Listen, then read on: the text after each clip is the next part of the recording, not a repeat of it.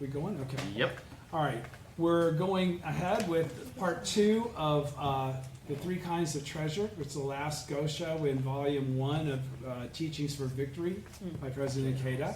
Does everybody remember what the main theme of this particular Gosho is as it's being lectured on by President Ikeda? What's it pertain to? What's the significant underlying teaching, lesson of this Gosho as he's described it so far in part 1?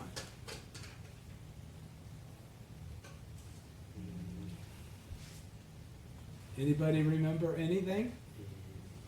Okay, it's pretty much talking about our behavior as a human being. Yeah. Okay, right? It's Yeah. about our behavior as we are supposed to be living it in reality. Okay? And so the significant passages that he mentioned last week were from this Gosho, since we've already read the whole Gosho, and we won't be reading we'll be reading the part by part by part. But again, remember these 3 key. More valuable than treasures in the storehouse are treasures of the body, and treasures of the heart are the most important, are the most valuable of all. Everybody understands what that means, right? What's treasures of the storehouse? Manifest fortune in the Sahe world. And then treasures of the body are health as you live and exist in the Sahe world. The treasures of the heart are understanding the truth and upholding the truth with your life. Okay? And the purpose of the appearance in this world of Shakyamuni Buddha, the Lord of Teachings, lies in his behavior as a human being. That's pretty clear, right? In other words, again, what's the significance of Shakyamuni? The example that he set by how he behaved in daily life in the Sahe world. Okay? His compassion for others is continuous effort to help other people awaken to the same nature that he had awakened in his own life. All right, and then the last one was, the wise may be called human, but the thoughtless are no more than animals. What's that mean? It's possible to be a human being, but to not behave one, to not behave with humanity as the underlying basis of how you exist in this Sahe world. Okay? So then going on to part 2, President Ikeda is going to give you a preamble of what he's going to be discussing as the focus and direction of this part of his lecture. All right, so it starts on page 175. If you're going to follow it in Mandarin, it's going to be probably a little sketchy because the translation isn't really, this is a very current translation and that's an old translation, frankly. Okay, it's off of an old English, it's off of an old translation of the text. So we go to page 175, volume 1, Teachings for Victory, and the lecture begins, 3 kinds of treasure, part 2. In a discussion, President Ikeda is saying, in a discussion with representatives of a youth delegation from China, I was asked what had been the key to the Soka Gakkai's development. Without a moment's hesitation, I replied, President Ikeda is saying, are treasuring every one of our members. This is my conviction and my unwavering philosophy. Now, sometimes we don't feel treasured, okay? But that's how we're supposed to behave towards all others. All right? And it really doesn't matter how we feel we're being treasured. The idea is we don't base our behavior on the behavior of others. We base our behavior on the teaching. Okay? So, he says, to treasure each person, this is the foundation of Nichiren Buddhism. Okay? So you really can't, if you have a lackadaisical attitude towards the members around you, you're really not perceiving them correctly for who they are, because who are they? Buddhists. Not only they're Buddhists, but why are they Buddhists? Because they're Soka Gakkai members? No. Why? Because they uphold the law. They uphold the law of Nam-myoho Renge-kyo, okay? So they're bodhisattvas of the earth. Yes. All right, that's really the key. Of course, bodhisattvas of the earth are Buddhists, but before they're Buddhists, they're bodhisattvas of the earth, okay? Yes. Because Buddhahood is a theoretical element of life until you manifest it. All right, that's called awakened. That we talked about that last week, right? Okay, so as the saying goes, One is the mother of 10,000, from the conversation between a sage and an unenlightened man. The enlightenment of one person opens the way for all people to attain enlightenment. Nichiren Daishonin states, when the Dragon King's daughter attained Buddhahood, it opened the way to attaining Buddhahood for women of later ages. This is a case of one example. Pardon me. This is a case of one example that stands for all the rest. Each Soka Gakkai member embodies the entire Soka Gakkai. Wholeheartedly encouraging each individual member we encounter, therefore, will invigorate the entire organization. As long as open one-to-one dialogue is fostered, our organization will continue to flourish. So what did he just now qualify there? It's very important. What's the basis of the future of the Soka Gakkai, which is really the basis of Kosen Rufu? Because we're the only ones that are actually striving for it in reality, in the real world, in the Sahe world. I'll say it again. As long as open one-to-one dialogue is fostered, our organization will continue to flourish. What this is also saying, without saying it, is if that does not occur, the organization will cease to flourish. Okay? And the fundamental momentum toward Kosen Rufu that's been established during the course of the third president's lifetime, by making this an international thing where you practice it in South Africa. By the way, tonight we have a guest, Brian, who's with us, who's an old friend from South Africa of George's. But again, that's just the significance of the truth of all of this, is the fact that this is a real phenomena. This isn't happy talk. This concept of Kosen Rufu, okay, of widespread propagation, is the Buddha's will. I mean, that's what Nichiren Daishonin made his advent to assure. Okay? And that's what we're supposed to be as disciples of Nichiren, striving with our whole heart to embody as an individual, as a human being, in the Sahe world, in the 9 worlds, with all the bullshit that goes along with that, right? Without people necessarily acknowledging what we're striving so difficultly to accommodate in our own life, because that's a hard thing to do. So he goes, as long as open one-to-one dialogue is fostered, our organization will continue to flourish. This means giving confidence to those feeling lost and confused, hope to those burdened with worries, courage to those sunk in despair, joy to those filled with sorrow, wisdom to those beset by hardships, strength and tenacity to those facing setbacks, peace of mind to those gripped by fear, and conviction to those stalled by uncertainty. What did that very long sentence just say?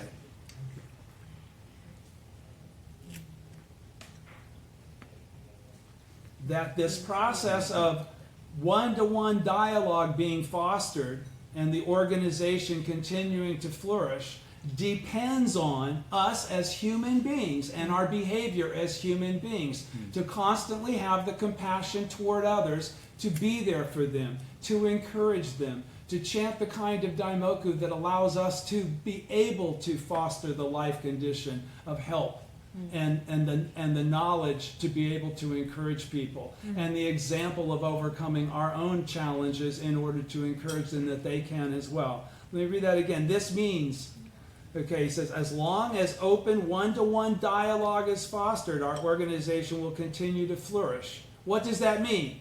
This means giving confidence to those feeling lost and confused. We all know people, we all feel that way from time to time. Okay? That's the whole point. He's already talked about, we read the Go Show, you know, the 2 backgammon blocks on top of each other keep them from being taken in the game of backgammon. He's talking about the unity of purpose of us as bodhisattvas of the earth. Not happy talk, manifest, doing the deal, living that way. That's what we're supposed to be aspiring toward. Okay? Not for our own embellishment of understanding or our own enlightenment and Buddhahood for the sake of our own peace and happiness. To understand that in the absence of an advance of Kosen Rufu, which is a collective thing, it's not a singular thing. Okay? So without that process, then what we're doing is really in vain, because what we're doing is supposed to be leading to that. the function and purpose of what we're doing is supposed to be to accomplish that. Are you guys with me? Yes. All right. So again, this means giving confidence to those feeling lost and confused, hope to those burdened with worries. Anybody ever been burdened with worries? Yeah. Okay. Courage to those sunk in despair. Anybody ever felt despair before? I have. Okay. Joy to those filled with sorrow. Wisdom to those beset by hardships. Strength and tenacity to those facing setbacks. In other words, showing them with your life or giving them words of encouragement that help them keep going. The whole point is that without others, no one continues to practice for their whole life. That's a fact. Without that interaction of life to life, there's no Jigyo Keita, there is no real Buddhism. Okay? So you will be beset by these problems yourself if you do not give a shit about whether or not anybody else is. Okay? That's the way cause and effect teaches you those lessons. All right? He says, I won't continue to repeat it again. He says, such a steady stream of encouragement becomes a powerful source of revitalization. What's revitalization a key word there in that sentence for, as it relates to what he's just talked about? Is it 1950 anymore? No. Is it 1960? Is it 1970? Is it 1980? Is it 1990? Is it 2000? Okay, so what's the process of Kosen Rufu? Continuous revitalization. New members begin, and some members pass into coup. I mean, that's the whole point. This is the reason why the mentor-disciple relationship is a real thing. You've got to become the mentor. You've got to pass on the baton. All right? That's the revitalization he's talking about there.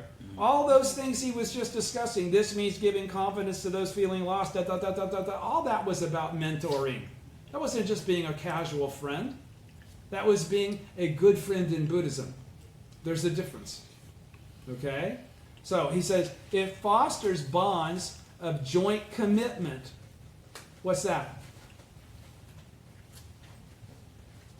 Come on, guys, think. It fosters bonds of joint commitment. That's Itai Doshin, right?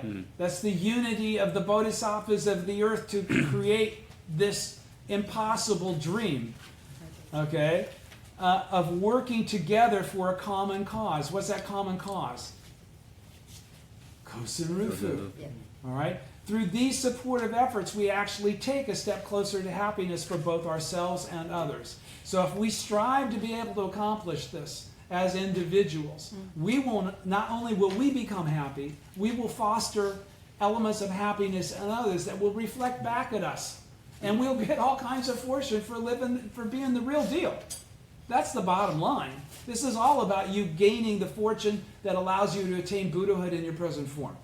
He says, my mentor, second Soka Gakkai President Josei Toda, was a virtuoso in the art of giving personal guidance and encouragement and faith. In the early post-year wars, the Soka Gakkai headquarters had a branch office in a building in Tokyo's Ichigawa area. At the top of the stairs on the second floor, a small waiting room measuring about 160 square feet, was always filled with members wishing to receive guidance from Mr. Toda. They were struggling with all kinds of worries. When would this have been happening? This is post-war Japan. This is before the 60s boom, okay, of transistors and Japan becoming a great force in the world economy again. They were struggling. It was a country that had been completely devastated with 2 nuclear weapons used on it. All right? They were struggling. We forget that sometimes, but that's the case. There were some scruffy people just barely getting by. All right? They were struggling with all kinds of worries, financial trouble, sickness, family discord, and many other grave problems that defied description. But Mr. Toda would put these suffering people at ease, greeting them warmly and asking, "What's the matter?" Then, as if floodgates had been opened, they would pour out their problems to him. Okay? The world's going through the same kind of situation right now with COVID. Okay? Every place in the world is being affected by this disease. Yeah. All right? This viral infection. So everything's messed up. And it's just about time for it to be, Kosen Rufu's, this is prime time. This is really the real time that Kosen Rufu can occur. That's the whole point of this teaching. That's why our behavior as a human being is crucial. It's critical at this juncture of history. Okay? The foundation is there. The worldwide propagation exists. Everybody in the world, there's no place that doesn't know about Nam-myoho Renge-kyo, about something. There's thriving genes. They're from France. We've got people from Switzerland, that are Sweden, everywhere, that are joining just what we're discussing here right now. Okay, so it's not by chance that this is all occurring as it's occurring.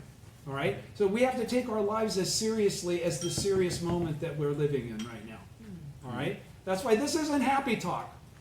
Please absorb this as an inspiration for changing the fundamental nature by which you view yourself. All right, Mr. Toda always reassured them, it's going to be all right. You'll definitely become happy by practicing Nichiren Buddhism. He also always cited Nichiren's writings when he gave encouragement, careful to explain, this is what the Daishonin teaches. These aren't my words. Okay, and that's why we study every week. That's the purpose of this group getting together, is to make those teachings something that are available, accessible, and understandable. All right? All who came to see him were revitalized by his confident guidance and left with a new, purposeful spring in their step. While grappling with their own karmic challenges, going on to page 176, they followed Mr. Toda's lead to become emissaries of happiness in their local areas, supporting and encouraging their fellow members and fostering many capable people for Kosen Rufu. So what did that just qualify there? Through the compassionate action and example of President Toda, the mentor created other mentors. They went back into their local areas. They overcame their problems. They became living examples of the power of the law. They became aware of and had appreciation and understanding of the Daishonin's teachings from Nichiren. They became like the mentor. That's what this whole thing is about. All right? We grew from one person to 2, 3, 10, 100, 1,000, 10,000, and so on. In this way, our alliance of people dedicated to the cause of good steadily spread to encompass all of Japan, so that now the country is veritably wreathed with human flowers, brimming with happiness, and it further spread across the entire globe, giving rise to the magnificent global SGI network we have today. It is evident in Nichiren's writings that he always based his guidance and encouragement on a keen understanding of the character and specific circumstance of whomever he was addressing. He wasn't talking to show him how much he knew. He was talking as a human being, because that's who Nichiren Daishonin was. He was a human being, just like I'm a human being. Just like you're a human being, just like President Kate is a human being. Yeah. We're all human beings. This is a philosophy that's not based on otherworldly deities or things outside of ourselves that save us. Mm-hmm. We don't pray to something to save us. No, right. Okay? No. We understand that the object of devotion is really the core of our existence, our life. Okay? He says this is particularly apparent in the 3 kinds of treasure. He's talking about, in Nichiren's writings, he had always based his guidance on encouragement and a keen understanding of the character and specific circumstance of whomever he was addressing. His expressions of concern and meticulous advice throughout this letter overflow with his boundless compassion for his disciple Shijo Kingo, who was then facing the greatest challenge of his life. And why was he facing that greatest challenge of his life? What was the skin in the game that Nichiren felt towards Shijo Kingo as Shijo Kingo was going through his difficulties? Why was he going through those difficulties? He tried to convert Lord Emma. We just read the Gosho, right? Yeah. He tried to convert Lord Emma to Nichiren's teachings. And everything was cool with Lord Emma until he tried to shakabuku him. And then Lord Emma got a little like, dude, you're weird. All right? And you're creating a little bit of just, everybody else thinks you're weird too. None of us are into this Nichiren guy. Okay, so what is your thing here? Okay? So again, he was facing the greatest challenge of his life because he was threatened to lose his fief. He was his lands, his status as a samurai. Nichiren wrote this letter as if Kingo was sitting right in front of him, as if he were speaking to him in person, weighing Kingo's reaction to his words. In some places, he describes in detail how Kingo should conduct himself. Elsewhere, he deftly identifies key areas on which Kingo will need to focus toward carrying out his human revolution. What does that mean? Elsewhere, he deftly identifies key areas on which Kingo will need to focus toward carrying out his human revolution. What is Kingo's human revolution as we've read this Gosho? Chill out on his temper. Chill out on his attitude. Embrace the other people around him that are important to embrace. Respect them as human beings. Respect them as fellow followers of the Daishonen's teaching. Okay? So when he says deftly, in other words, he says he gave him a little bit of shit, but in a nice way that encourages you.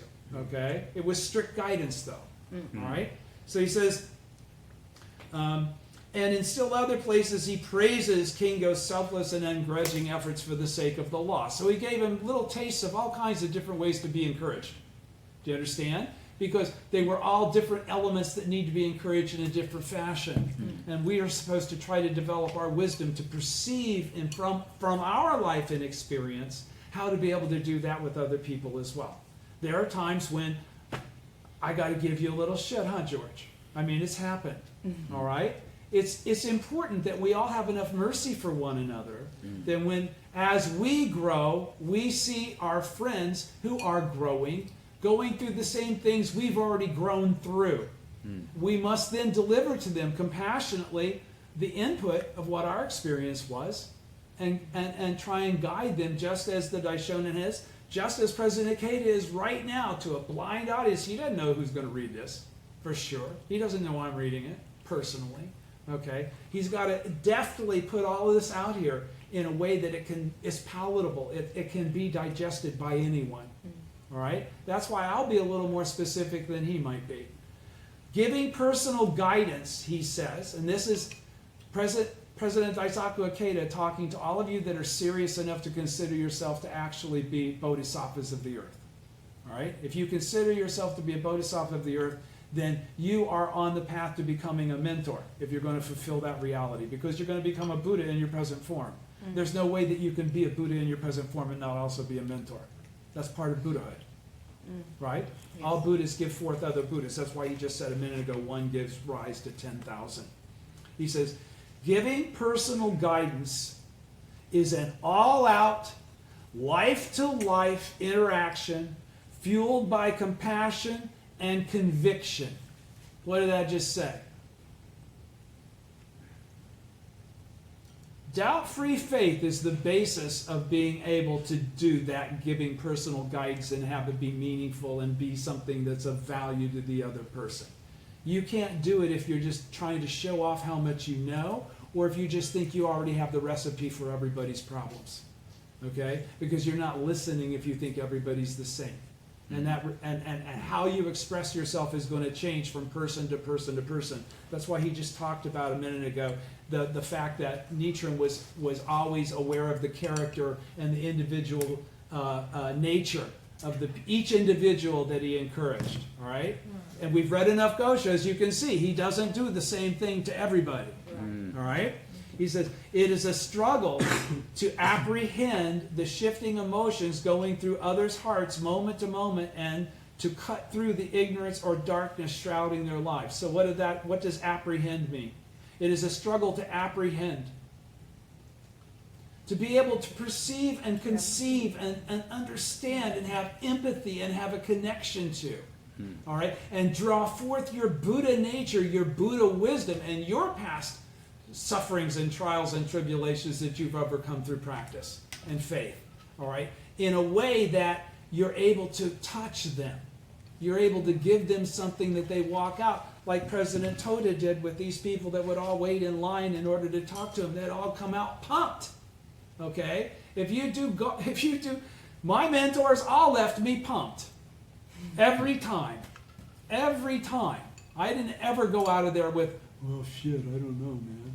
I knew because they touched my life. They gave a shit about talking to me about what we were talking about. Okay? They weren't just going through the motions. It wasn't an obligation. All right? It was a compassionate desire. They wanted me to grow. Okay? And the only reason I can talk to you now the way I do is because they gave a shit so that I could grow. All right? So he's encouraging us all to do this because this revitalization process is going to happen. Daisaku Ikeda is going to be dead at some point in time. All right? It's going to be left up to us to make this all happen. Okay? It's not going to be up to Japan. It's going to be up to the membership throughout the world. It's going to be that one person here, that one person there that stands up and becomes a mentor. You don't become a mentor without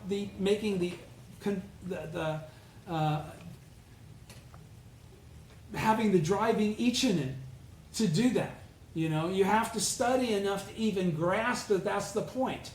Because most people think you're practicing in order to get benefits. Right? You're getting benefits in order to learn the lessons to be the mentor. Okay? And you can't help but get benefits because you're developing great fortune in that process. So he says, in the course of this exchange, we may see their expressions gradually change. For instance, conveying agreement, appearing self-reflective. Let me go back. Giving personal guidance is an all-out life-to-life interaction fueled by compassion and conviction, as I just said. It is a struggle to apprehend the shifting emotions going through others' hearts moment to moment and to cut through the ignorance or darkness shrouding their lives. In the course of this exchange, we may see their expressions gradually change. For instance, conveying agreement, appearing self-reflective, looking more positive and upbeat, filled with a sense of relief, and finally shining with fresh resolve.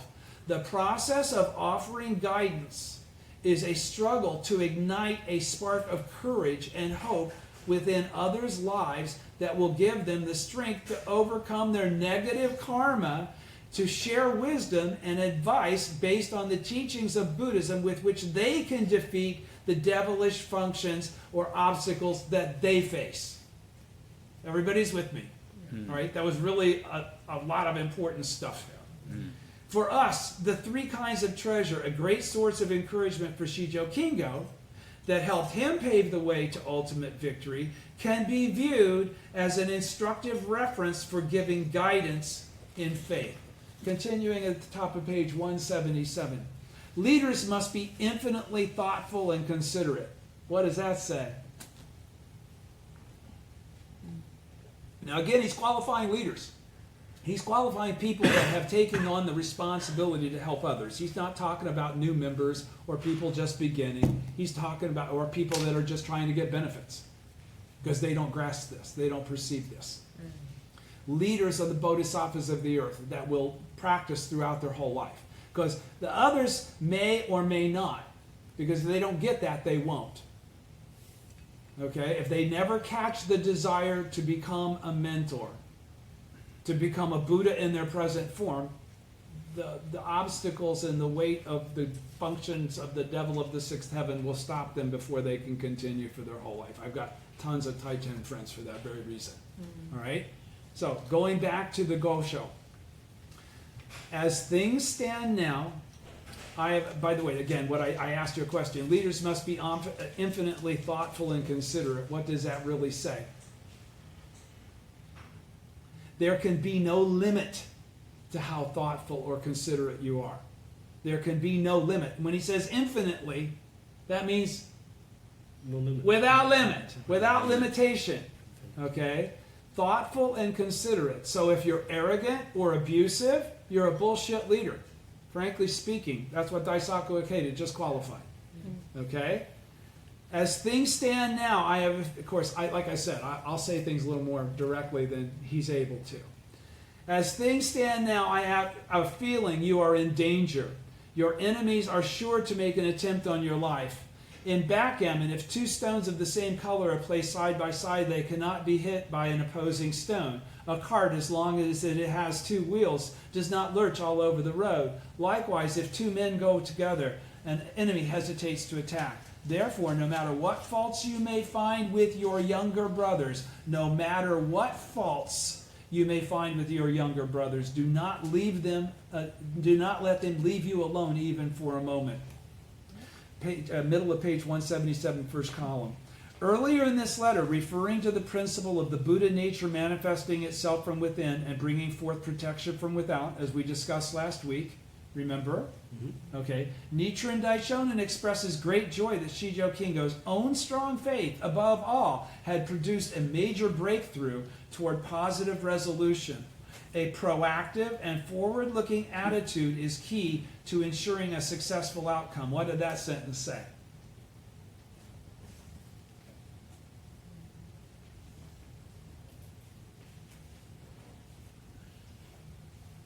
Okay. A proactive. What's proactive mean? It means you're taking action. You're not just staying in one place or just chanting Daimoku and expecting something to change just because you sit in front of the Gohonzon. You must take action. Always, every day, every day, every day, every day, every day. That action includes Gongyo and Daimoku to the Gohonzon, and of course enough Daimoku to carry you through the challenge of that moment. But you've got to be constantly also looking forward. We can't wallow in the past. We can't think about how screwed up or screwed over we just were with the last obstacle that's still burdening our heart. We can't stay in that shit. Okay? We got to push forward. So what did Daisaku Ikeda say? He says a proactive and forward-looking attitude is key to ensuring victory. That's a successful outcome, is victory. All right? Carelessness is the greatest enemy. Thinking we know what we don't know. Thinking we know more than we actually know. Thinking we're more prepared than we actually are. Not giving ourselves that latitude to perceive the truth by seeking it from the Gohonzon. Thinking a lot of times we already know what we're going to do. We don't really ask the Gohonzon what we should do. We don't really go and chant Daimoku with a seeking spirit. We're going through the process of accumulating fortune so that what we know is going to happen. Okay? That's why sometimes it works and sometimes it doesn't. That's why sometimes it's faster and sometimes it's a lot slower. All right? He says, from this passage on, Nichiren gives Kingo detailed advice and words of caution. He goes on to come back to this present moment. Leaders in faith, President Ikeda says on page 177, almost the last paragraph, leaders in faith need to be extremely thoughtful and considerate. The header above the Gosho we've just said. Leaders who strut around self-importantly while not paying attention to minor details are totally lacking in compassion and concern for others. They're a bunch of peacocks. Okay? They're looking good for the crowd.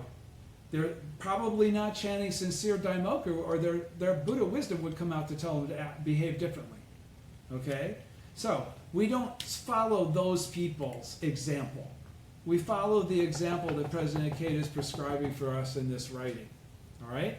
In another letter to Shijo Kingo, Nichiren writes, an enemy will try to make you forget the danger so that he can attack. That's from General Stone Tiger, the Gosho.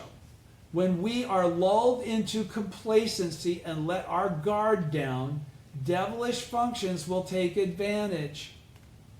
That is why a word of warning or a reminder to be careful can elicit the wisdom to defeat devilish functions. It can also help prevent accidents.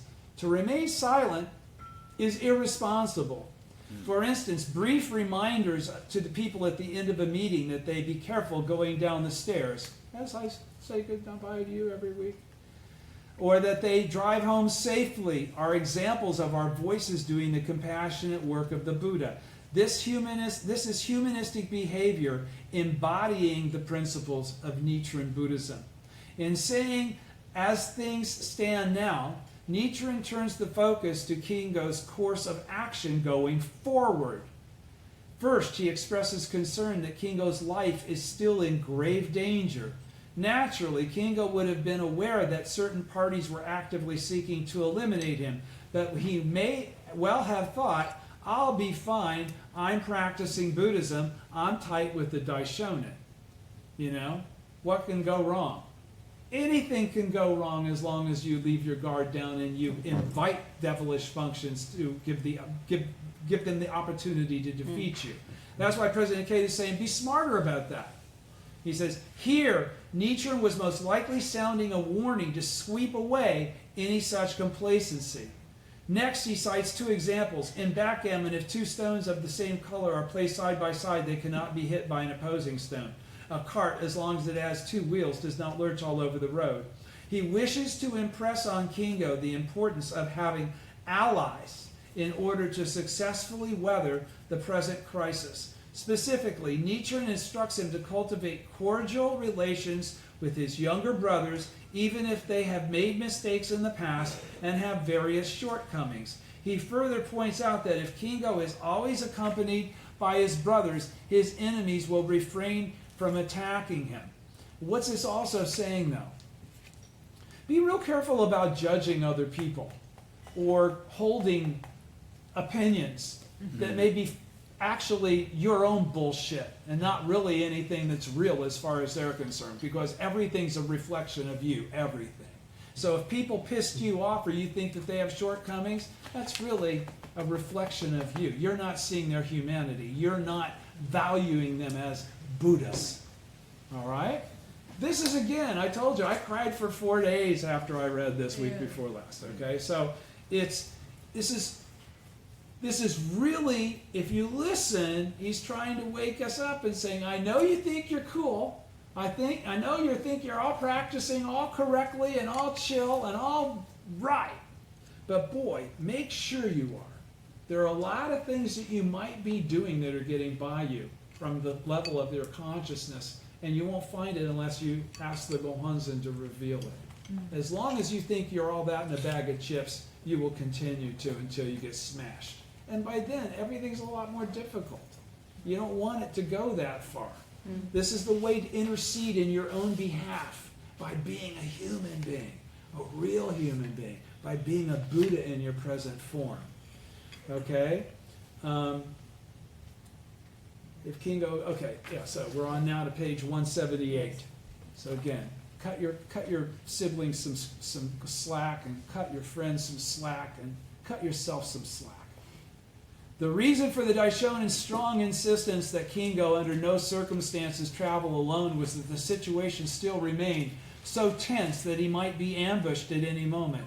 He is deliberately strict here. Because Kingo has just overcome one difficult hurdle by obtaining an opportunity to regain his Lord's trust, putting him at a most crucial juncture, right? Everybody understands what that point is. Because Emma's gotten ill, and he needs help, and Kingo's a doc, okay? So this is an opportunity for him to get back in good graces with his Lord, all right? And to prove the validity of the Lotus Sutra to his Lord, which he ultimately will do. When I read this passage, I am deeply struck by the immense compassion of the Daishonin, who is concerned above all for the safety and well-being of his followers. Faith is a struggle with our own inner darkness. Page 78 in the middle. So, faith is a struggle with our own inner darkness. What does that qualify automatically? Maintaining faith will be a struggle, and no matter how good you think you are, you do have inner darkness. All right? So, fact. Accept it. Understand it. Try to perceive it through your daimoku to the Gohonzon. Faith is a struggle with our own inner darkness. Because you can't be a human, you can't be this example of a human being if you don't overcome that inner darkness. You won't look at everybody as equal to yourself. You won't have a desire to make them all the Buddha just as you are. All right? Your face bears definite signs of a hot temper. But you should know that the heavenly gods will not protect a short-tempered person. This is from the Gosho again. However important they may think he or she is. If you should be killed, even though you might attain Buddhahood, your enemies would be delighted, but we would feel only grief. This would indeed be regrettable. Bottom page 178, first column. Your face, from President Keita, your face bears definite signs of a hot temper, Nichiren Daishonin says. There's no way of knowing whether Shijo Kingo looks short-tempered all the time, or whether his current tribulation simply caused him to appear grim and tense. So we can't make a judgment about his real demeanor.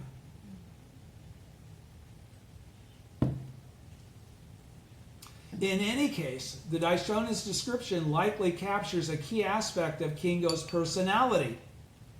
Kingo tended to be extremely single-minded and acted with a zealous sense of right and wrong, which would have led him to be judgmental towards other people that didn't have their shit together and as tight as he did as the samurai dude that he was.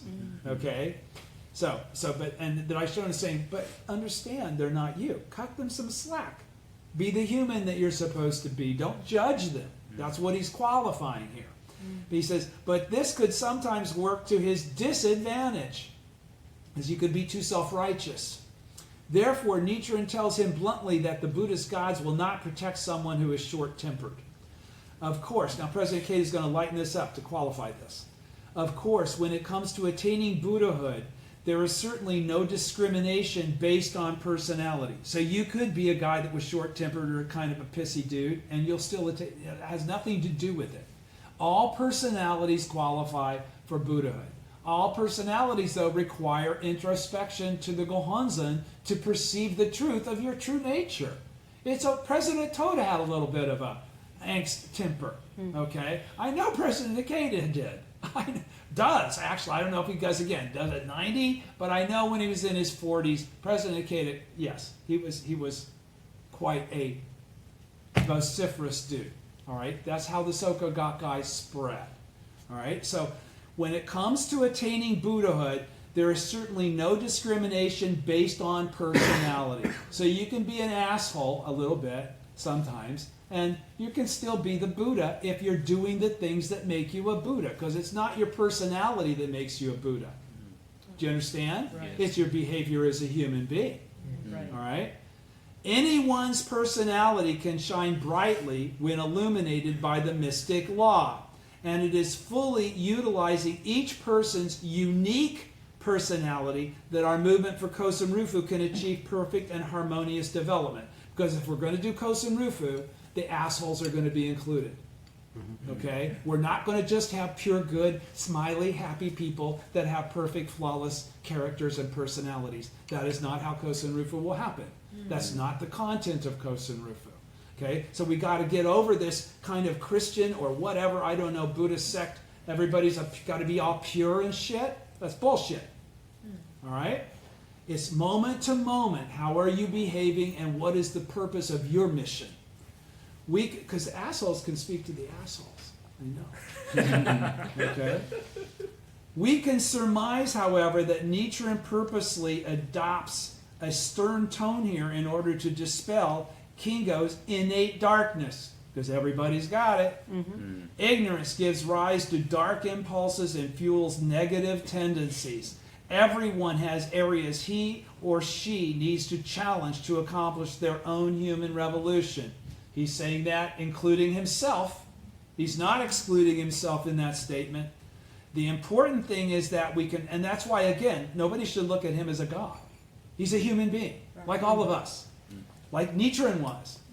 The important thing is that we confront our overarching shortcomings and strive to achieve positive development and growth.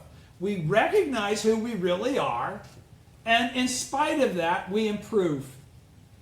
Okay? And we strive to achieve positive development and growth. We strive to become better human beings. All right? Through continually challenging ourselves and ceaselessly striving to move forward, we can grow in faith and expand our state of life. Now, when he talks about expand our state of life, he's talking about the higher life condition. He's hopefully talking about attaining Buddhahood in your present form. But what does that sentence say again? Through continually challenging ourselves. So every once in a while challenging ourselves? No, because the devilish functions will fill that void faster than your Buddha nature can keep it, occupied. All right? So it's got to be continually challenging, or else you'll just go forward and go backward and go forward and go backward. All right? And ceaselessly striving to move forward. So what is that? Does he say ceaselessly moving forward? No. He says ceaselessly striving, never giving in to the impulse to give up or take a day off or take a week off or a month off. This is the heart of the Lion King. This is your heart. Okay? This is what do you want, not who you are in this moment. Who do you want to be? Okay? That's what it's all about, because none of us are where we're going to be in the future if we keep advancing. Right? Okay. So, sometimes Buddhist teachers may give their disciples strict guidance out of a desire for them to realize their tremendous potential. This is because genuine mentors cherish and care for their disciples. So when it's time to get hot with somebody, you do it. Often their just strictness is aimed at breaking through the negative tendencies or devilish functions at work in a disciple's life. I've been addressed in a remonstrative way on many occasions by my mentors. In the case of Shijo Kingo, there was a very real danger that his hot temper might get the better of him and exacerbate the situation, make it worse. Carried away by their own views of right and wrong, people often forget to be circumspect or considerate or consider others' feelings. Let me say that again. Carried away by their own views of right or wrong, which they assume are right, are correct, people often forget to be circumspect and to consider others' feelings, that they have also those same kinds of feelings, and they're entitled to their understanding and opinion. They're human beings just like you. And when you don't have that humanity to give that latitude to another person, you can cause friction and resentment, just the opposite of what you're trying to accomplish. Okay? So that's what President Kate is warning you about. Nichiren worried that with Kingo it could create an opening for devilish forces to take advantage, hence the reason for his unvarnished words. Nichiren further points out that if Kingo were to antagonize others and lose his life as a result, his enemies would rejoice while his fellow practitioners of the mystic law would be filled with sorrow. Here that Daishonin teaches Kingo that his victory does not stop with him alone, but is deeply connected to the victory of the entire community of Nichiren's followers. And President Ikeda will tell you this over and over again. That's why he's saying each SGI member embodies the entire SGI. That's the whole point. There is no separation between anything. Okay? So if you perceive that, then you're not perceiving the reality of life. Okay? Consequently, he advises Kingo to exercise the utmost care and take precautions for his own safety. Everybody's with me? All right. Because again, had Kingo not done what he did, we might not be where we are today. Because it's all those guys, the Ikegami brothers, all these examples, all of these writings are left because of those people's struggles. All right? He says, an evil age rife with jealousy. That's now as well as then. While your foes busy themselves plotting against you, this is the Gosho again, your Lord places greater confidence in you than before. Therefore, although they appear to have quieted down, inwardly they are no doubt seething with hate. Top of page 79, second column. Nichiren Daishonin next turns his attention to those around Shijo Kingo and how they might feel about recent developments. Kingo had gained even greater trust from Emma than before. This would have been intolerable for those elements eager to bring about his downfall. Consequently, Nichiren notes that while these hostile forces may seem unperturbed on the outside, they are surely seething inside with hate. So he's got the wisdom to understand human nature and to know that no matter how they're acting, they're probably pissed off. He understood the nuances of Kingo's situation. He also deeply recognized the frightening human tendency to malign and tear down tear others down out of jealousy, rivalry, and resentment. You guys all know that, right? You've seen that around you everywhere, right? Okay. And President K is also talking about his own personal experience within the organization and the priesthood and all the people that are bad-mouthing him now, all right? This tendency is all the more apparent in the strife-filled Sahe world of the latter day of the law, an evil age when people are swayed by greed, anger, foolishness, arrogance, and doubt. Okay, so we live in a time when this is the status quo. You should anticipate it, expect it. All right, Nichiren himself had consistently triumphed in the struggle against the three powerful enemies of Buddhism: arrogant false sages, represented by corrupt and jealous priests in the thrall of devilish functions, along with arrogant priests and arrogant lay people in league with them. There is nothing more fearful than a life consumed by jealousy.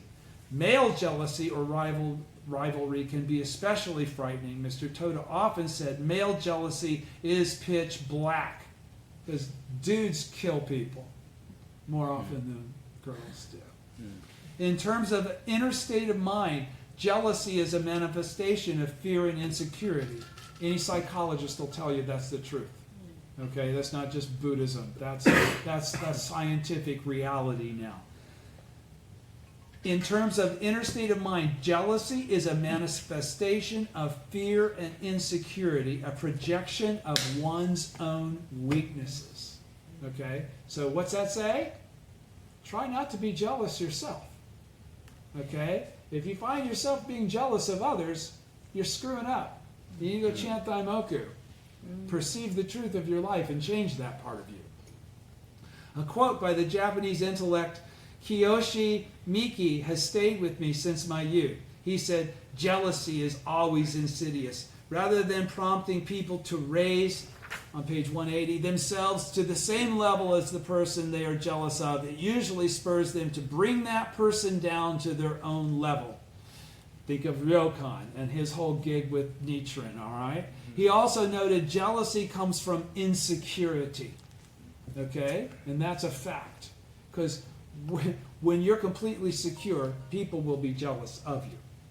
There is nothing to fear once we realize that jealousy lies at the heart of all attempts to obstruct the progress of the community of believers that correctly upholds the Buddhist teachings.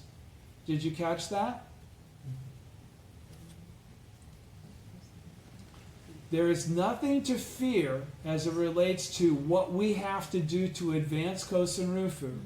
Once we realize that jealousy is the thing that's going to try to obstruct us, and that the people that are going to take issue with where we're coming from are actually insecure. And that's their own insecurity that's being expressed.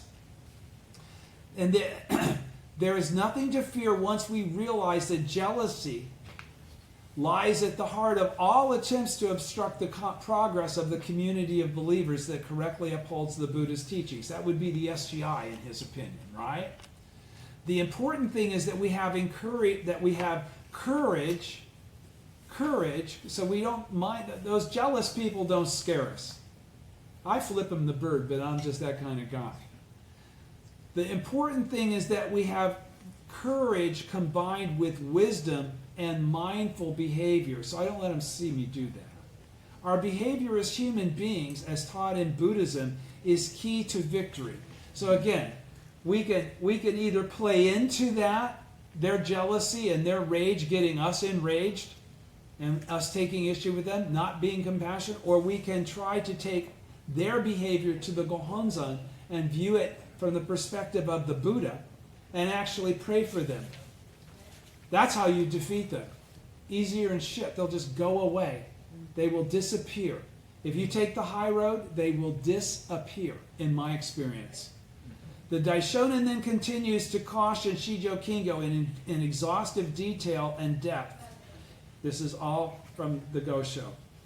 He goes, "So you should at all times behave unobtrusively in their presence. Pay greater respect to the other retainers of the clan than you have in the past.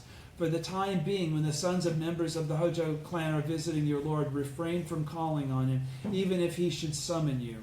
If those sons of the Hojo clan or the wives of those in power should inquire about your Lord's illness, no matter who the person may be, get down on your knees, place your hands together, place your hands properly, and reply thus: his malady is entirely beyond my poor skill to cure, but no matter how often I decline, he insists that I treat him. Since I am in his service, I cannot help but do as he says. Leave your side locks uncombed and refrain from wearing well-starched court dress, bright quilted robes, or other colorful clothing. Be patient and continue in this way for the time being. For the time being.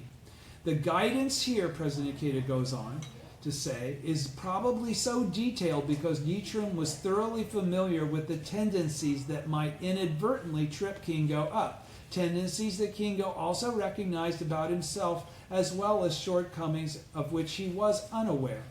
Of course, Buddhism is a teaching that enables each of us to live with complete freedom. It gives us the power to act with unconstrained energy and cheerfulness. But as for the time being indicates, Buddhism also means exercising the utmost care, prudence, and wisdom in our conduct at crucial moments. In other words, we can be filled with confidence and konki, but there are times when it's best to subdue that so we don't trigger those elements of jealousy and insecurity in other people.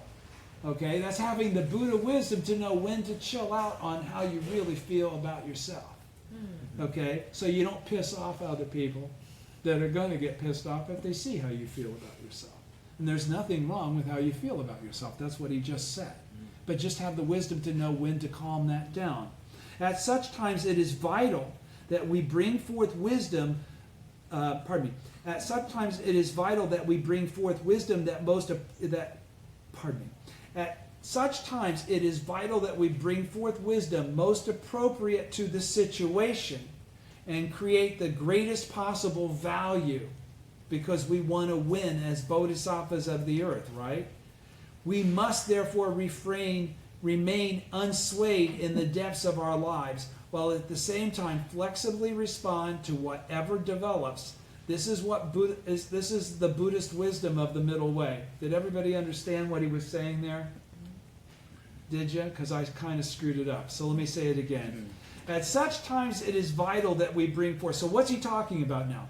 He's saying again, of course Buddhism is a teaching that enables each of us to live with complete freedom. So he's saying, I'm not telling you how to act. I'm not telling you who to be or how to be. Okay? You can be as ostentatious as you want to be, as shy as you want to be. But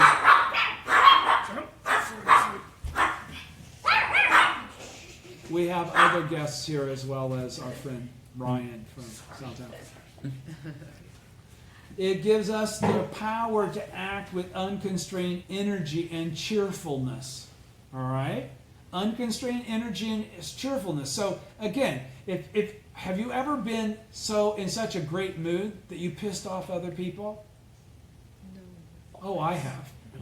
Oh, I have. You get around other people that aren't as happy as you, and after a while you become a little bit annoying to them because their life condition won't allow them to be swayed at that moment.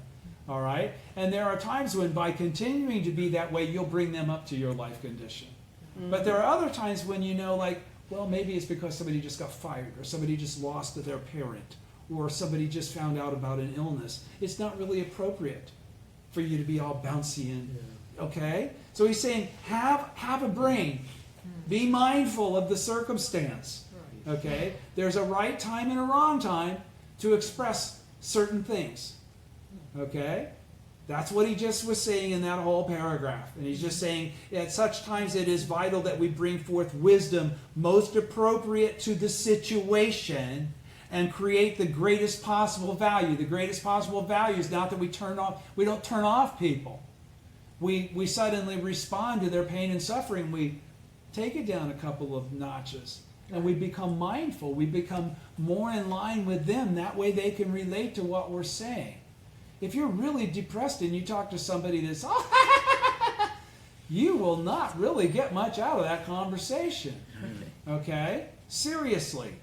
We must therefore remain unswayed in the depths of our lives about who we are and what we want, what our normal life condition is, but while at the same time flexibly respond to whatever develops. You get what he's saying now? It's a very complicated, deep paragraph. This is the Buddhist wisdom of the middle way. Okay, it's not over here, it's not over here, it's whatever comports with the moment and what's necessary to win. All right, you with me? Yes. I'm going long again. Sorry about that. A wise person triumphs amidst life's harsh realities. From the Gosho, bottom of page 180, second column. Probably you are well aware of it, but let me cite the Buddhist prediction about what the latter age will be like, where we are right now. In essence, he states it will be a muddied age in which even sages will find it difficult to live. They will be like stones in a great fire, which for a while seem to endure the heat, but finally char and crumble into ashes. Thus the saying goes, do not remain in the seat of honor too long.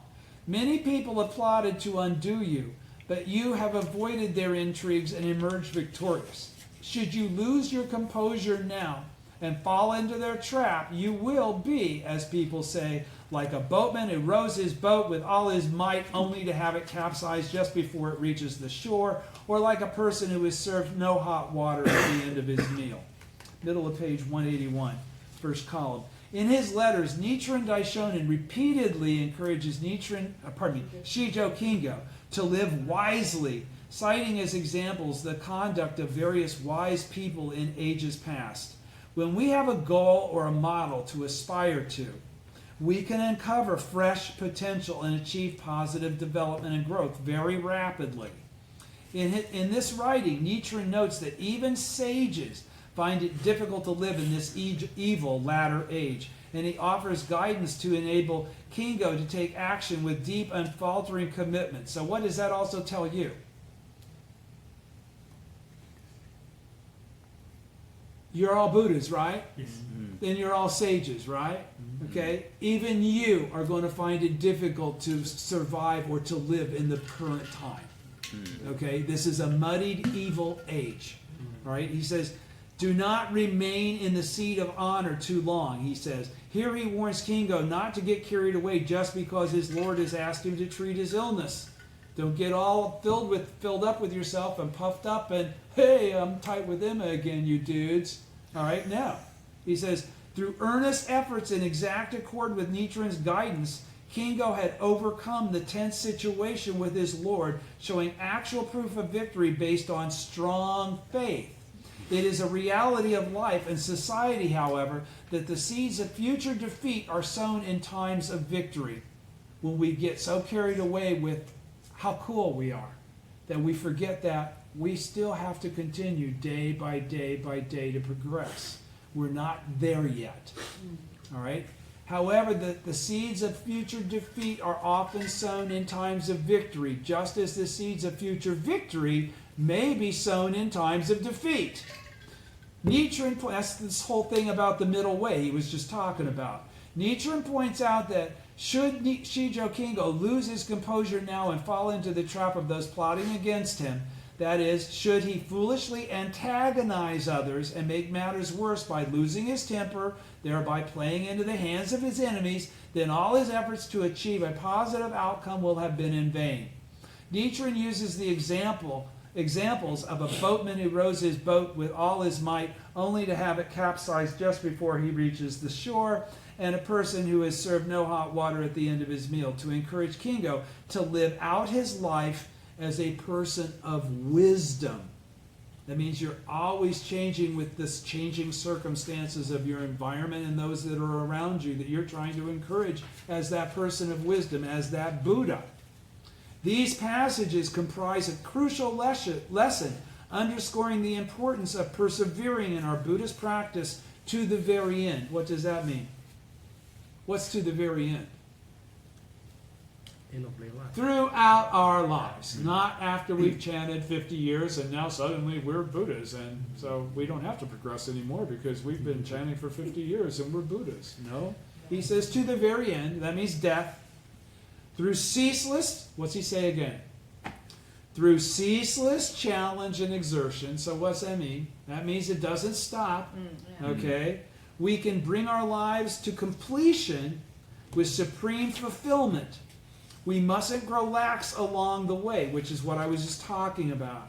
To achieve a state of life imbued with the four noble virtues, eternity, happiness, true self, and purity, throughout past, present, and future, we have to continue forging ahead with vigor, optimism, and joy throughout our life. We have to attain Buddhahood in our present form. That's how you get all that, right? Here Nichiren offers Kingo detailed advice about various safety precautions out of his wish that his disciple might triumph over all hardships and complete his Buddhist practice unaffected by life's vicissitudes, which is bullshit. The 8 winds, he writes, vicissitudes are the things that screw you up, screw you over, hurt you, set you backwards. While you are in your Lord's residence, he continues, if you stay in the room assigned to you, nothing will happen. This is the Daishonin again from this Gosho. But on your way to work at dawn or returning from it at dusk, your enemies are bound to be lying in wait for you. Also, be very careful in and around your house in case someone should be hiding beside the double doors, inside the family sanctuary, under the floor, in the space above the ceiling. This time your foes will use even more cunning in their plots than before. In the end, no one will be more dependable in an emergency than the night watchman of Egara in Kamakura. However disagreeable it may be to you, you should associate with them amicably. Amicably means be friendly toward them, be respectful toward them. Page 182, middle of first column. Nichiren emphasizes the need for Kingo to remain vigilant and alert at all times on his way to and from work and even at home. He considers every possible place where assassins might conceal themselves, including under the floor in the space above the ceiling. Having weathered numerous persecutions, the Daishonin himself has suffered attacks on his person, both major and minor. From first-hand experience, he knew how important it was to be extremely careful. Buddhism is ultimately a teaching for achieving victory amid the harsh realities of society. In the midst of the bullshit, you're smart enough to be the smartest guy in the room. You know how to behave in order to make it go your way. All right? Your daimoku has brought forth that wisdom. That doesn't happen because you're smart. That comes from faith. That comes from practice. Nichiren was always urging Shijo Kingo to exercise great caution. He writes, determined to take every possible precaution, even though you're a badass samurai. I just added that. Those who hate you will be increasingly vigilant in watching for a chance to do you harm. That is from the Gosho on recommending this teaching to your Lord and avoiding the offense of complicity and slander. He says, he further encourages him in another Gosho, as I have said before, be millions of times more careful than ever, from Hero of the World, and be more careful than usual, from the 9 thoughts to 1 word.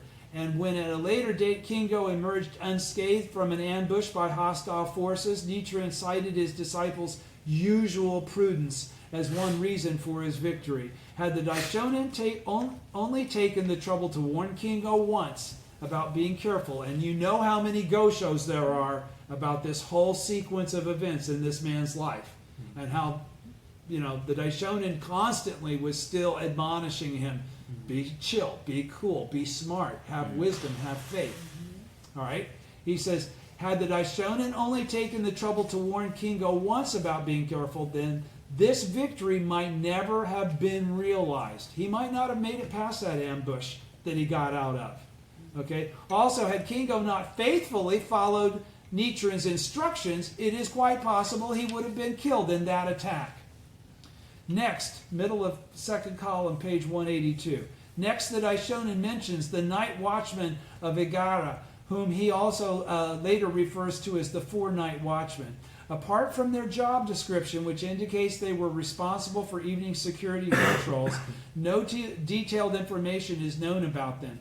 Nichiren writes, however, that they had their dwellings confiscated by Lord Emma because of their refusal to recant their faith in Nichiren Buddhism, which means they must have had some badass faith, if nothing else, right? Okay, so that's why he's saying to Kingo, don't disrespect these guys. Okay? Their actions validate what you can't see in them. That's the truth. Every person that chants Nam-myoho Renge-kyo validates that, no matter how you perceive them. All right? If Kingo is on friendly terms with these night watchmen and they frequently visit his home, the Daishonin further states it will deter attacks from enemies who do not wish to be seen. Although Shijo Kingo and the 4 night watchmen were all Nichiren's followers, relations among them seem to have been strained. They're night watchmen, he's a samurai. Again, you can sense there's a little bit of attitude there. Nichiren counsels Kingo on this point as well. Fortunate is the disciple who has such a concerned and caring mentor. He urges Kingo to be cordial toward the 4 night watchmen. He says, however disagreeable it may be to you, you should associate with them amicably. In other writings, too, he advises Kingo on how he should behave toward his fellow practitioners or his brothers. He writes, even if they have their faults, if they are only minor ones, just pretend you do not notice them. Because they're not that important. Their daimoku alone will eradicate anything there. He says, and that's again from the 9 Thoughts to One Word Gosho from Volume 2. He says, you must be on good terms with those you must be on good terms with those who believe in this teaching, neither seeing, hearing, nor pointing out anything about them that may displease you. He's talking to all of us. That's the appropriate way we should treat each other. Whoo! Wow. Say it again. You must be on good terms with those who believe in this teaching, neither seeing, hearing, nor pointing out anything about them that may displease you. If they're slandering, that's a different circumstance. But if it's just your attitude about how people should be, it's your attitude. Rather than viewing this guidance as directed only to Shijo Kingo. Oh, thank you, President Keita. Rather than viewing this guidance as directed only to Shijo Kingo, we should take it as an eternal guideline for all practitioners of Nichiren Buddhism. To be on good terms with everyone, to treasure our fellow practitioners, these principles also apply to the SGI. When solidly united, we can overcome obstacles and negative forces and make great strides forward for Kosen Rufu. Devilish functions constantly seek to sow division. So when your fundamental darkness is making you see other people as funky people, it's your fundamental darkness that's skewing that viewpoint. It doesn't mean they necessarily are. That's what this just said. So be careful about judging them as such. If fellow practitioners engage in petty infighting, they will only undermine one another, making it possible for devilish forces to gain advantage. As Nichiren writes, should you fail to act in harmony, you will be like the snipe and the shellfish, who, because they were locked in combat with one another, fell prey to the fishermen. In another letter to another follower, he says, all those who keep faith in the Lotus Sutra are most certainly Buddhas. That's the reminder again. We're all Buddhists. We should respect one another as such. Accordingly, he indicates that to slander and malign one's fellow practitioners is to commit the offense of slandering a Buddha. Probably not a good cause, wouldn't you think? Okay, and one that you can avoid just by being mindful of your mind. Are you with me? All right, that's why this whole Gosho is about your behavior as a human being. It's real easy for you to think us to really see ourselves and sense we're living correctly, we're good people, we're honest people, there's no problem. But we still will be most likely doing things that would say that that's not all the time the way it is. The role of leaders of Kosen Rufu in particular is to warmly embrace and support everyone. That's why leaders have to cultivate a broad and expansive state of being. This is what the call for a leadership revolution in the SGI is all about. Did you hear that? He's saying there's a call for a leadership revolution in the SGI. I can imagine Shijo Kingo persevering through adversity while calling to mind the noble countenance of Nichiren Daishonin, who was the epitome of such a humanistic leader. Behavior infused with respect for others. From the Gosho, but since you are hot-tempered by nature, you might not take my advice. In that case, it will be beyond the power of my prayers to save you. Ryuzobo and your elder brother plotted evil against you. Therefore, the heavenly gods so contrived it that the situation would develop exactly as you wished. Then how can you now dare to go against the wish of the heavenly gods? You must hurry and talk to those 4 men and report to me how the matter goes. Then I will fervently pray to the heavenly gods for your protection. Page 184. Having suggested various courses of action, Nichiren Daishonin returns to his earlier theme. But since you are hot-tempered by nature, you might not take my advice. In that case, it will be beyond the power of my prayers to save you. Throughout this writing, Nichiren makes the point that unless he and his disciples are united in purpose and resolve, their prayers, their goals, and aspiration will not be realized. Probably no other follower had put his life on the line to protect Nichiren to the extent Shijo Kingo had. But if Kingo gave in to his temper and acted rashly, forgetting all about his commitment to act in a spirit of oneness with his mentor, he would wind up again foolishly ruled by deluded impulses. In that case, Nichiren says, no matter how fervently he prays for Kingo, it would be to no avail. I'm sure that Daishonin's repeated warning about not being quick-tempered must have prompted sober reflection on Kingo's part. It is especially interesting to note that he reiterates this immediately after advising Kingo to be on good terms with the night watchman. This points to the fact that the ultimate foundation of Buddhist practice lies in the solid unity of fellow practitioners, all of us, and the oneness of mentor and disciple. It is no exaggeration to say that without this foundation, the flow of Kosen-rufu would come to a halt. Having advised Kingo to ally himself with the night watchman, Nichiren writes, "You must hurry and talk with those 4 men and report to me how the matter goes. Then I will fervently pray to the heavenly gods for your protection." This is a key point of personal guidance. The process doesn't just end once the guidance and encouragement are given. Everybody understands that, right? Mm. What's to follow?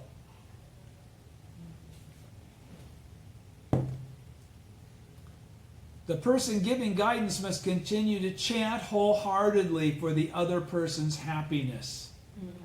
You can't just go talk and then leave it at that. You have to chant Daimoku. You have to take responsibility for you just opened your mouth and represented the law. Okay? And you better hope that that person gets a result and isn't discouraged by what you said. So you have to take it that seriously. You never give guidance without also chanting Daimoku about the person that you've given guidance to. All right?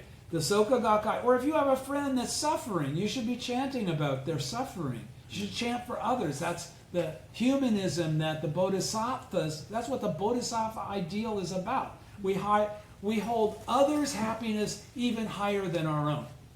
Mm-hmm. That's what a Bodhisattva, look it up, that's the definition. All right? Mm-hmm. As Bodhisattvas of the earth, we're the original disciples. What does the Lotus Sutra say we come back for? We only come back for one reason. We've already whipped it. We don't have to be in the Sahe world. As entities, we've already gained the merit. We don't need to be in the Sahe world. Mm-hmm. We're here to make others equal to us. We're in it for their happiness. Their happiness makes us happy. We get off on making people victors in life. The Soka Gakkai is committed to giving responsible guidance. To do so, it is important that we not only strive to impart heartfelt encouragement and clear direction to others, but also let them know that we will struggle alongside them as a team, so to speak. We must continue chanting until the person achieves a positive result or breakthrough. Andre, I'm going to do it. Because we have advanced with this spirit, the Soka Gakkai has grown to the great organization it is today. Shijo Kingo had been confronted with many challenges: the displeasure of his lord, slander, false rumors, and attacks by fellow retainers, his elder brother's betrayal, discord with his younger brothers, and strained relations with a number of fellow practitioners. Nichiren was concerned about each of these situations and gave pertinent advice on how to deal with them. Pardon me. From this letter, we can see how much Nichiren cared about Shijo Kingo, supporting and guiding him with an affection surpassing even that which one might expect from a family member. Indeed, the Daishonin thoroughly treasured each follower. Showing thoughtful consideration to each person is an expression of Buddhist humanism. That's what President Kate is talking about here. The Buddhist scriptures describe how Shakyamuni Buddha freely expounded the law in accord with people's capacity. In one instance, he encountered a grief-stricken mother with her dead child in her arms. When she begged Shakyamuni for a cure, he told the woman in essence, "If you go into the town and bring me a mustard seed, I will make a medicine for your child. But the seed must come from a home where no one has died." As the mother went around from house to house, she learned that every family had experienced the death of a loved one. Seeking to come to terms with the impermanence of life, she eventually became a disciple of Shakyamuni. On another occasion, Shakyamuni came across a member of the Buddhist order named Chudapanthaka,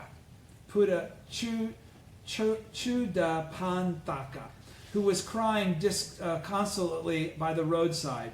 Upon inquiry, he learned that fellow monks had rejected the young man over his inability to memorize even one line of verse. Shakyamuni responded to the effect, "You understand your own ignorance. Therefore you, Chudapanthaka, are in fact the wisest of all. The most ignorant are those who think they are very smart." Thus, encouraged by Shakyamuni, Chudapanthaka went on to become an exemplary teacher who was loved and venerated by countless people. This tradition of Buddhist humanism, characterized by treasuring and showing the utmost respect for each person, is alive and well today in the SGI. The Soka Gakkai's first and second presidents, Tanesaburo Makaguchi and Josei Toda, always treasured and respected each person. Mr. Makaguchi, despite his advanced age, traveled numerous times to distant destinations, such as Osaka and Shimonoseki at the southeastern tip of Honshu, Japan's main island, and even Kyushu, an island lying further south. Getting there required long train rides with countless stops and transfers, and it meant being bumped and jostled intermittently on the hard train seats. Often he would set out on such a trip to meet just one person or encourage one family. At the homes he visited, he would sometimes also meet with members' families, listen to everyone's worries, and explain the principle that faith equals daily life in a way anyone could understand. Once a week, he also held personal guidance sessions for members at his home in Tokyo's Meijiro area, where he would wholeheartedly encourage anywhere from a handful to several dozen people. This continued straight up until his arrest in Shimoda at the southern tip of Izu Peninsula on charges of lèse-majesté, whatever, it's French, and violating the repressive peace preservation law. The prosecutor's indictment cited giving personal guidance as one reason for the charges brought against him. As I related earlier, Mr. Toda conducted similar guidance sessions at the old Soka Gakkai headquarters branch office, and he treasured each person. By contrast, the priesthood, muddied and besmirched in heritage, By contrast, the priesthood muddied and besmirched its heritage, the once pure stream of faith, through having lost touch completely with this wellspring of Buddhist humanism that accords the highest respect to each individual. Without doubt, and that's why the Soka Gakkai includes all races, all genders, all sexual orientations. Okay, and the priesthood never did. I was a Japan-only club in reality. Without doubt, humanism will become the current of the 21st century. All the leading intellects I have met shared this view. It has long been pointed out that positive, supportive connections among people have become increasingly weak in contemporary society. That's why we at the Old Soup Group, we all got to be strong and stay together. Also, we have arrived at the crossroads whether either we allow the divisions among nations, ethnic groups, religions, and cultures to widen further, or we take action to create the possibility of mutual understanding and cooperation. The world now seeks a system of thought or philosophy that can bridge these chasms and provide a basis for treating all people, regardless of who they are, with respect. We of the SGI embody just such a philosophy. We have entered a time when our behavior and actions will be highly acclaimed as the practice of modern bodhisattvas and the conduct of living Buddhists. The Buddhist concept of behavior as a human being constitutes a philosophy of action, offering a new model of conduct for the human race. The world is in urgent need of people who practice and base their actions on humanism. The conduct of SGI members in cherishing and valuing each person is being lauded around the globe as a model of humanity for a new age. Thank you very much, and we'll go to part 3 next week. Thanks. Bye.